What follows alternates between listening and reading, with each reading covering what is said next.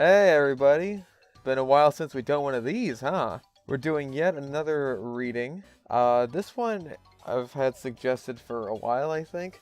And this is a pretty old story. I'm looking at it here on creepypasta.com because it's not on the wiki. At least not that I could see. This is Huntsville camping trip. Yeah, 2008. That's 3 years before Jeff the Killer, so I've never read this before. Don't really know what I'm getting into, but it was on my list of suggested pastas for readings. So yeah, let's get into it. It's been a while since I've done one of these, so I'm just gonna jump right the fuck in.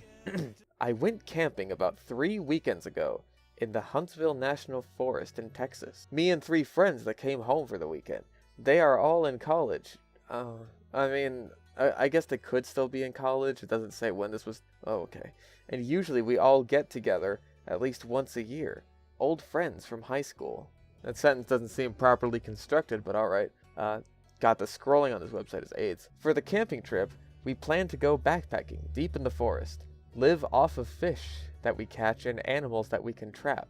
Okay, I guess. It seems a bit excessive and unnecessary to me. We have been doing this for a while in Texas and in numerous places. Arizona, Colorado, if anyone is familiar with the Spanish peaks there. I'm not. I'm like 2 states over. I have no idea what the fuck he's talking about. New Mexico. So pretty much we're used to anything you'd encounter out there. Except for horrible creepypasta monsters, I imagine. They just... they just run into Jeff the Killer 3 years before he even exists. Like, who the fuck are you? It was my turn to pick where we went camping. So I chose Huntsville. More accurately, it's Huntsville/New Waverly. It seems like a meaningless detail. So we drive up there, park our car in a camping park spot, and walk off into the forest. Okay, punctuation, you need a comma there, 1 or 2. We had some laughs along the way, everyone catching up with each other's lives. We walked until it started to get dark, and set up camp where we stopped. Set up camp where we... Well, I imagine you wouldn't keep going, you know? Just set up camp along the way. It's like, okay, put down this part of the tent. All right, walk 20 feet. Here's another part. All right, just lay down that. All right, we're good to go. Everyone gathered wood to make a fire, and we set our tent up. And we do what we always do. Try and scare each other with weird stories. Not scary ones, just weird ones. Around this time, we started to smell something very faint. It was noticeable, but not overbearing. This is just going to be the Goatman story, isn't it? We couldn't put our finger on what it was, so we just carried on. Mike had to go piss, and he walked off in the forest. A second later, he came running back. Piss all down his jeans like he'd missed really bad. Haha, he pissed his pants. Immediately, we all crack up and throw some jokes at... Yeah, Wait. A second later, he come running back. Why are you saying it like you're Jamaican? A second later, he come running back. Peace all down jeans. Fucking... But yeah, there's so many tent swaps here. Immediately, we all crack up and throw some jokes at him. Okay, I haven't really heard that used as a figure of speech, but okay. Then we notice that he was white as snow and trying to catch his breath. He starts screaming for us to follow him and runs off. We all get serious and go follow him, not knowing what the problem was. We start to hear a faint scream and crying in the distance, in the direction we were running. It was pitch black away from the camp, and Mike had the only flashlight. We left ours at the camp. He had his from his trip taking a piss. Okay, you're putting a lot of emphasis on the piss here. If this author has a fucking piss fit. Because, like, this guy's peed his pants, everyone's laughing at him, and the guy's just, like, writing this story with one fucking hand. I know your type. You're kind. So at this stage, we didn't have much choice but to follow the light, which was frantically pointing here and there in front of him. The scream gets louder, and Mike starts to slow down. We then notice a ratty old cabin that looked like it was abandoned. I fucking hate you. I fucking hate you, story. And I just want to say, like, this has gone really fast. Like, there hasn't been much built. We're only a few paragraphs in. And I can still see the very top of the story from here. We're 1, 2, 3, 4, 5 paragraphs in. Wow. And already something, like, really spooky has happened. We then notice a ratty old cabin that looked like it was abandoned, except for a faint light that we could see from one of the old mildew-covered windows. The crying was intense. Whoever it was couldn't breathe enough to let out a full yell. Those seem like contradictory statements. Because, like, you know, at the end of Titanic where she's trying to scream out for help, but she can't, because it's like her voice is all gone out because she's so cold and dying. It's like that. That's what I imagine when it's like, couldn't breathe enough to let out a full yell. It's not really intense, or like so loud you can hear it from really far away down the woods. We all followed Mike up to the front door, and we could all hear the crying from inside. As soon as he knocked on the door, it stopped. We all waited, and heard really heavy footsteps walking fast to the door. Dad's home! There was a giant slam against the door, and the sound of a bolt unlocking. Then nothing. We waited for a bit, knocked a few more times, but still nothing happened. We walked around the house. There was no fucking way any of us were leaving each other's side.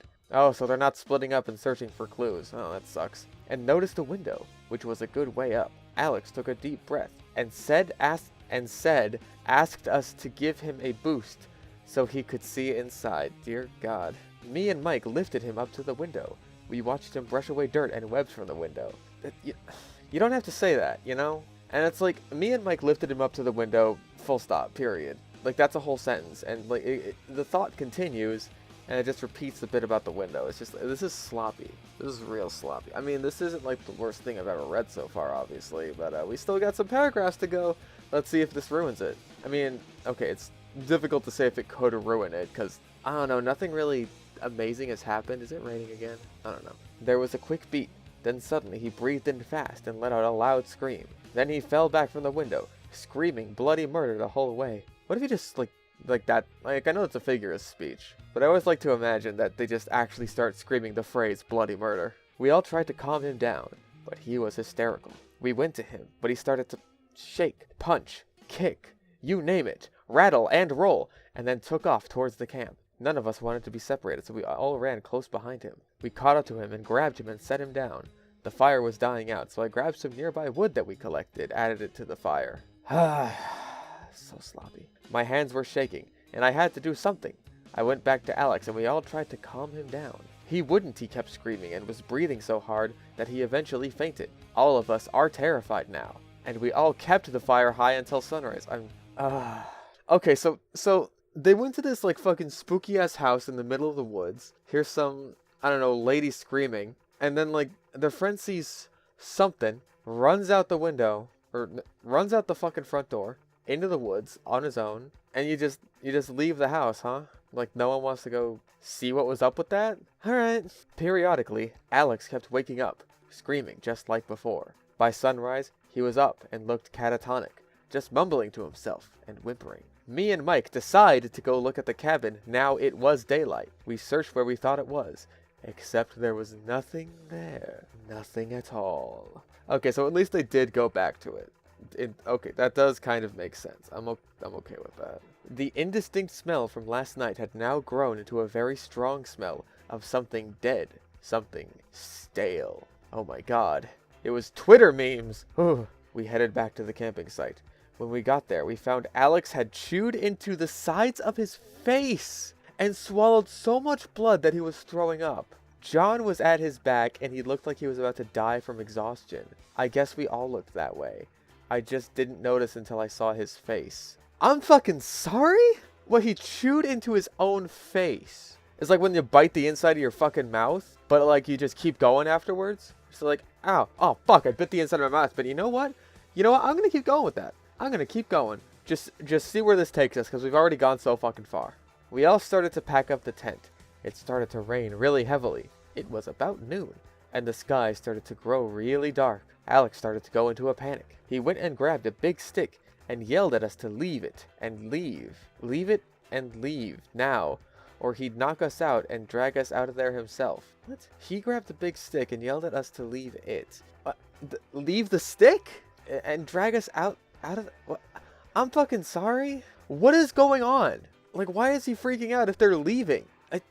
They are leaving! That's what they're doing, Alex! Like, what? I don't get it. Mike started to yell at him, and they started to fight. We broke it up and finished packing, then started to make our way back. After a little while, we arrived at a creek we had crossed the previous day, only it was flooded over, and the water was moving too fast for us to cross it. Alex started to scream again. Boy, I'm loving this fucking character. Yelling at Mike for taking his time packing up the tent when we could have gotten out. Oh, he was yelling at him to leave the tent behind? Okay. This went on for a while until we finally convinced Alex to calm down and tell us what happened. He said as soon as he put his face to the glass, a face on the other side did the same thing. Yeah, Alex. That's called a reflection. You fuck. And started to smile really big.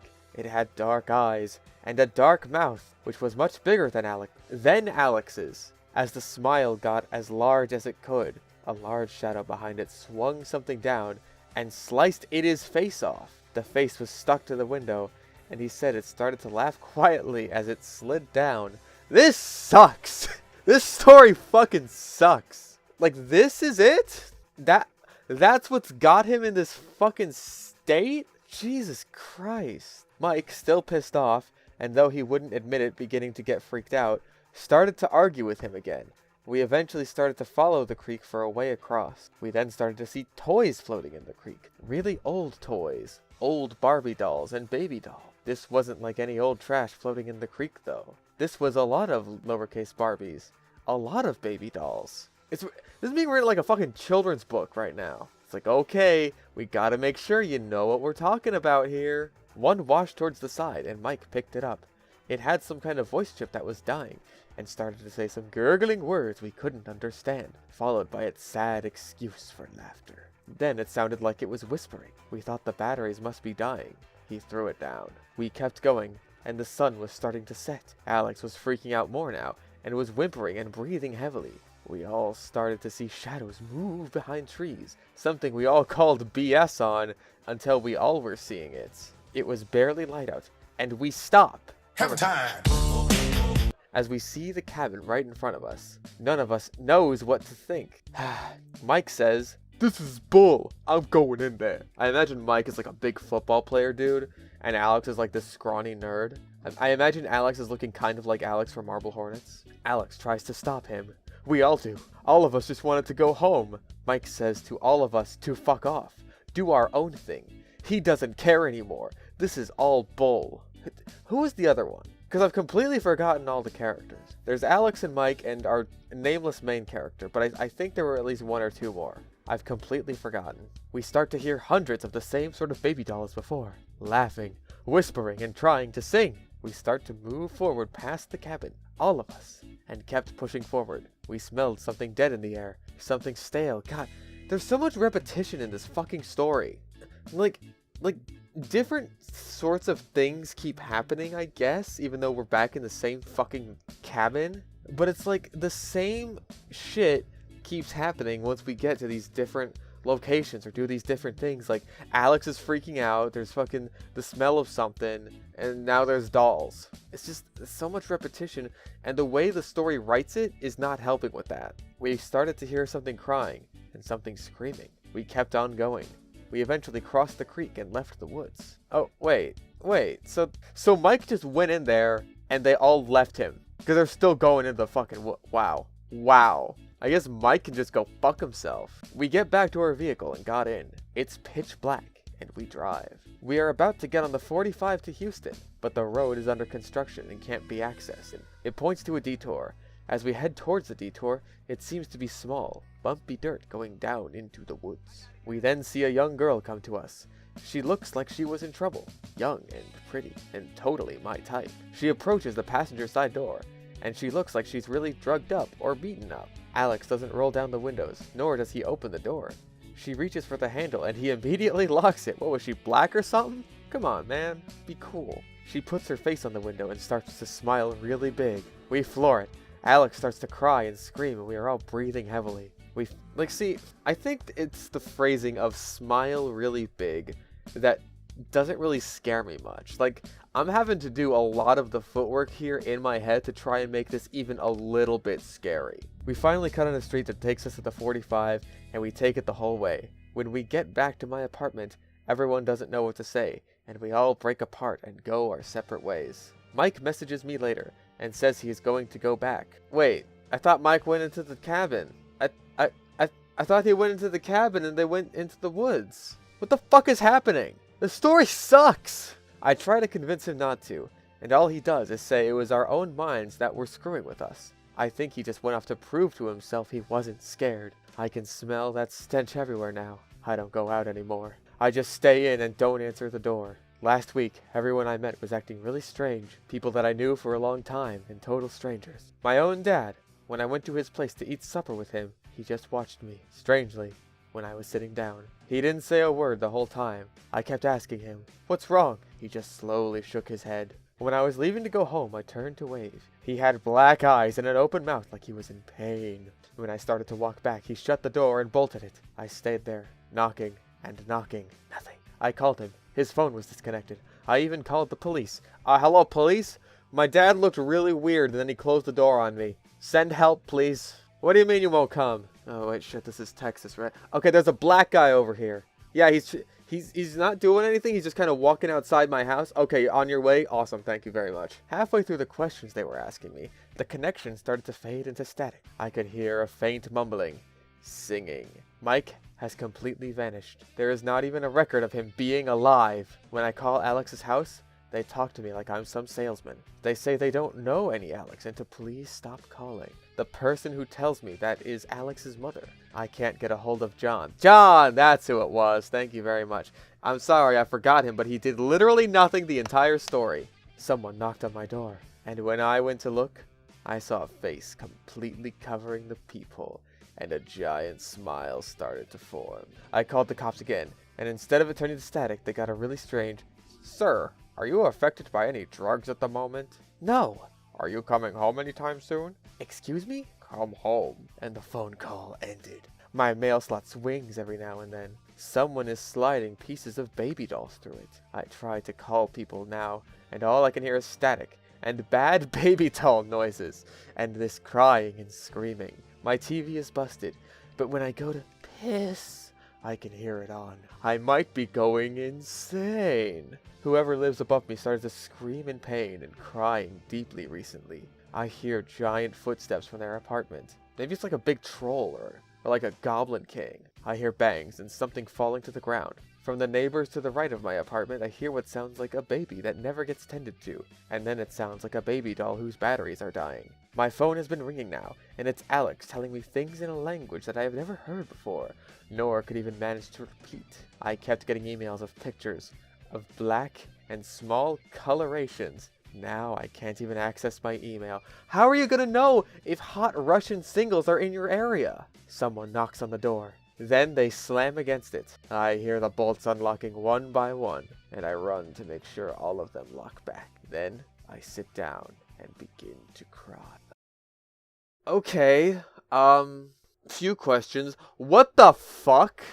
Okay, so everything was really boring and plotting and repetitive. I appreciate that at the end here it has this, I guess, sort of twist where it's like, oh, they become like the fucking thing they found in the cabin or whatever. Like, that's not a bad twist, I guess, but everything seems so disconnected. Like, the thing with the baby dolls is just there as a recurring thing, almost for the sake of it. Like that's like what we got with the setup of the cabin, and then our guy becoming like whatever was in the cabin is not a bad setup. Like, it's not a bad premise. But you could also say that about like the Star Wars prequels. It's like, oh, it's not a bad premise to go over how he became Darth Vader. But then you watch the movie and it's like, oh. And this is kind of the same way I feel. It's like pretty much everything in the middle. From when they go into the cabin to when they come out, or from when they go into the cabin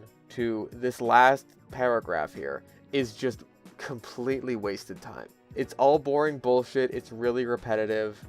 And it's just, it's not good. And the spelling errors, like the grammar errors, are just really bad. This has an 8.5 out of 10 from 1,000 fucking votes. Yeah, strange and unexplained. Don't even get me fucking started on that one. I mean, it's just kind of bad. Any comments? Yeah, 200 comments. God damn. Vampire Lord says, I love the hopeless feeling the ending has. Perfect.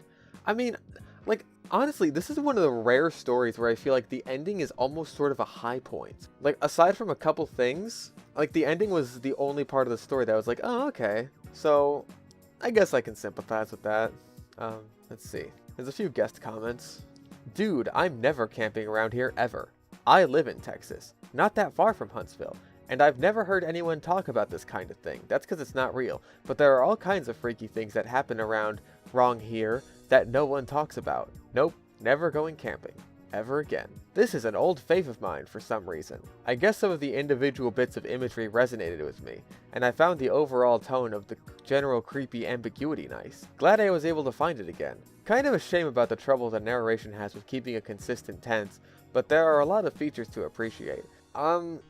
Yeah, I really don't agree with the imagery. Like, I never got a feeling of what everything looked like. The only thing they really tried on was the face they all keep seeing, and even then, the details on that were so sparse that I never really got a creeped out vibe, because it's just, like I said, it's just not detailed enough. It's just smiling really big, and the eyes are black, and that's it. That's really boring. I mean, this is 2008, but like, some of these comments, like this one here, is from 2016. So people are still reading this. Oh, here's a negative review.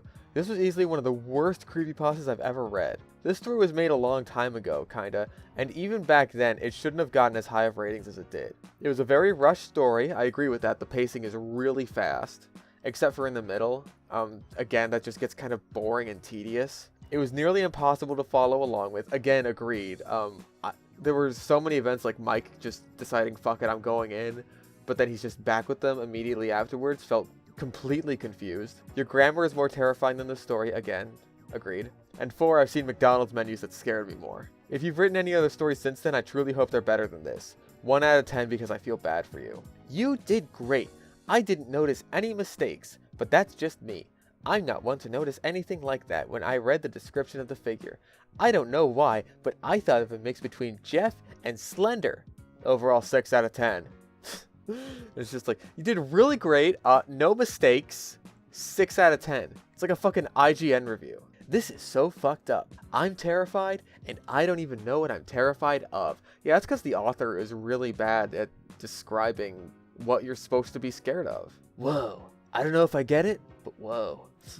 Okay. I love this one. OMG.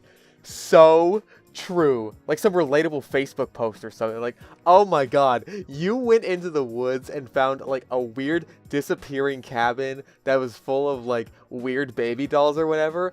So true. Can anyone else relate? Fucking retard. That is relatable. This guest one pretty much describes my whole story. Just, it could have been better. Good story idea, but the whole thing was written very choppy and rushed through with a not very obvious flow. The grammar and choppiness was too distracting to be able to truly enjoy it. 4 out of 10. Yeah, that's about, I'd maybe rate it like a 3. Because like, I don't like to give points for a good concept but a bad execution. Because otherwise, I'd be giving way more of these stories points. But this one, it doesn't really have the execution to pull this off. It's very lacking. Honestly, the story was good, but it was like a 6-year-old was describing it. Poorly written, could have been better. Yeah, definitely it felt really poorly described. Let me see. What the fuck, Jeff the Killer in the forest, you cannot escape him. It's 3 years before Jeff the Killer. I mean, this comment was only written 2 years after Jeff came out. Yeah, this is a story that I feel this is easily one of the most salvageable stories I've read on the channel so far, because it's a decent length, it just needs to be paced better. The setup for the end is there. It's just like, if you fix the grammar, if you did a little something with the characters, rather than have each of them kind of do the same thing again and again. Like, Alex just freaks out, Mike is just kind of a big football dude who's just like, fuck it, I'm not afraid of no ghosts, and John is not there at all, and the protagonist is basically just there to be like a vehicle for the story. Like, if you did a little more with it in that regard, then, and also just like, you know, fix the pacing issues, get rid of all the bullcrap in the middle, and actually have like a sort of payoff to a lot of the things that are set up, like the smiling, like the little girl. What the fuck was up with that? Was she like the ghost or something? Like, I don't mind a story that has an ending that's difficult to interpret, or like you need to pay attention to something earlier to really get what's going on. Like, Jacob recommended the Borderlands in his Halloween video, and I ended up watching that, and I was like, oh, okay, I get it now. At the end, after I like thought back to other things that happened earlier in the story, it was a really good movie, by the way.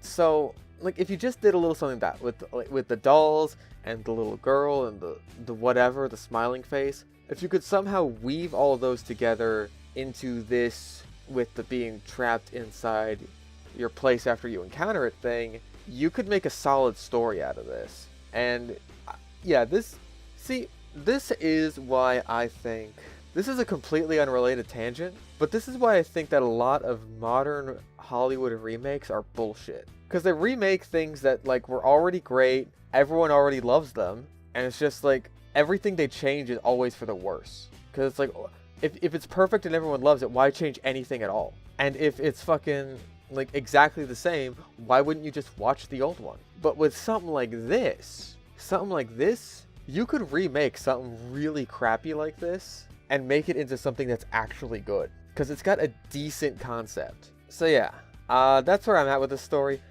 Pretty bad. Not the worst I've read. It wasn't like offensively terrible or anything. Just a lot of boring crap. And it's just, I think this is one of the stories that's disappointed me the most. It's like, ooh, it's kind of old. I haven't really heard of it. I haven't read it. Like maybe it'll be something decent. And then it gets to like this kind of okay ending. And it's preceded by all this bullshit with terrible grammar. And I'm just like, man, well, now I wanted to like it. But that's where we're at right now. Thanks for watching this reading. Here's the links to the Twitter, the Patreon, gaming channel. I keep forgetting to link that at the end of my videos, so if I say this, I'm gonna do it. Yeah. Thanks everyone for watching. I will see you guys next time.